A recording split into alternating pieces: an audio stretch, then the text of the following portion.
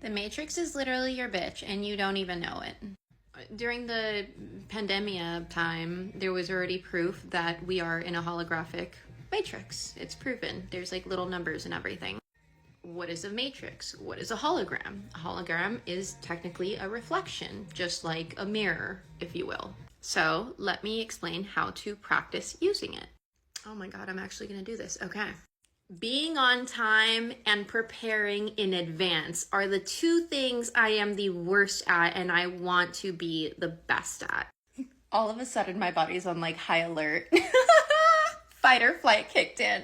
I'm a branding, marketing, and psych specialist. So what you're doing is you're going to literally manipulate your brain with so much propaganda of what you are, even though you're not that thing, that it starts to believe that it is. We are abusing ourselves at this point, okay? Oh my God.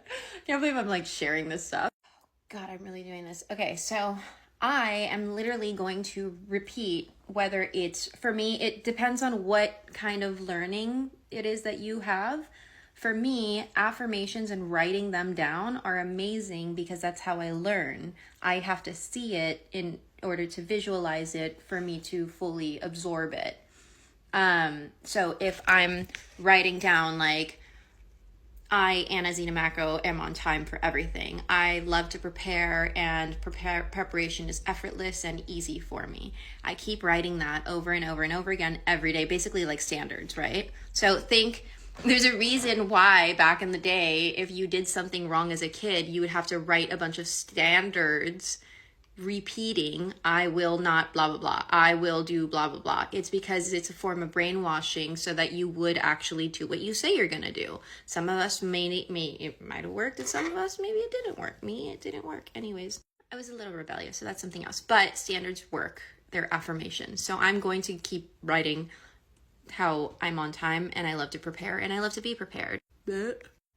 Next, I'm going to look for audio subliminals on YouTube about being on time, organized, and loving preparation. I know that sounds kind of hokey. You can actually make your own. I think you can use Sunos to make your own, but I'm lazy and I don't like to work hard, so I just go on YouTube and I will find those and literally listen to them when I go to sleep. It doesn't have to be loud. It just has to be loud enough so that I can hear it, low enough so that I can fall asleep. During this time, I'm doing meditation and yoga because both of those put me in tune with my body. So as the affirmations and all of that propaganda that I'm brainwashing myself to believe is coming in, my nervous system is calming down, so it actually absorbs all of that information easier than the frazzled state.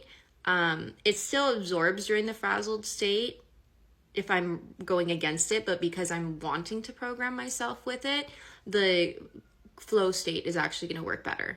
So the whole idea is like, I'm taking ashwagandha, I'm doing meditation, yoga, and all of that stuff to calm down my nervous system so that all of this propaganda that I'm feeding into my neurons, so that it creates neural pathways to believe that that's my new reality, the nervous system is calm enough to create those faster. Okay.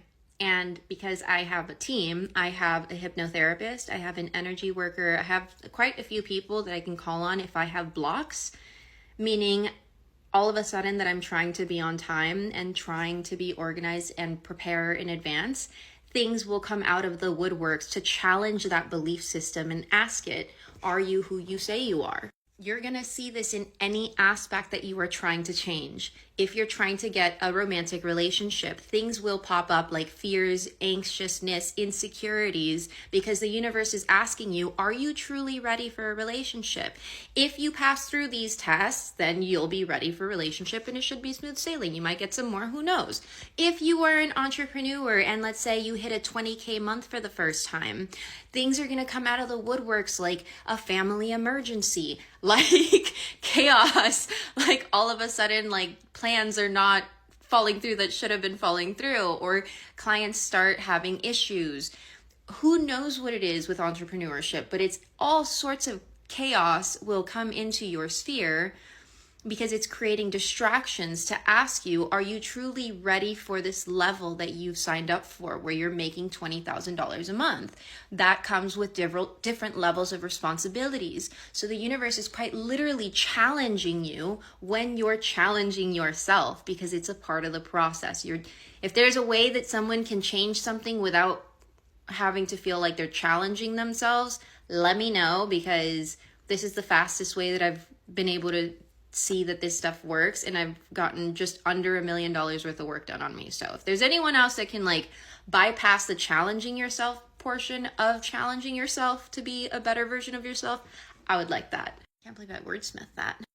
But if you do not have someone that you're working with, like an energy worker, whatever thingy person, you can actually write in a specific format. So I want you to write 4 columns, if you will. The first column is going to be the person, place, or thing that you are resentful or upset at, the issue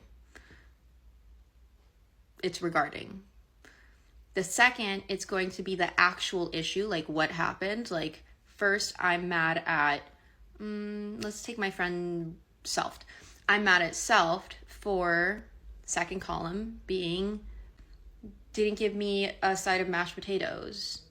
So that affected which is going to be the third column. The 5 are ego and self-esteem are connected in one.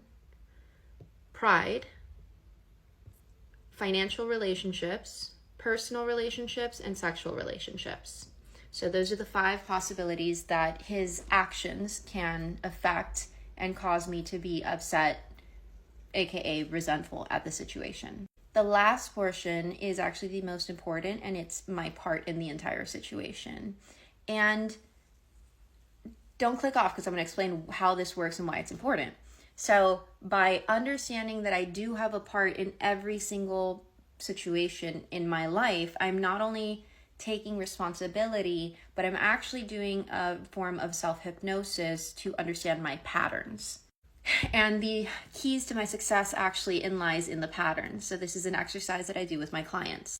When you're writing down what your part in it is, sometimes it may just be that you didn't speak up, that you couldn't speak up, or that you held onto the resentment for too long. I know this is going to sound silly, but holding on to something like an anger or something that happened in the past is a form of oozing out your power of magnetism. And when you're oozing out your power of magnetism, like you're thinking about something that's not even happening anymore, you are inherently creating issues in your waking life, like chaos.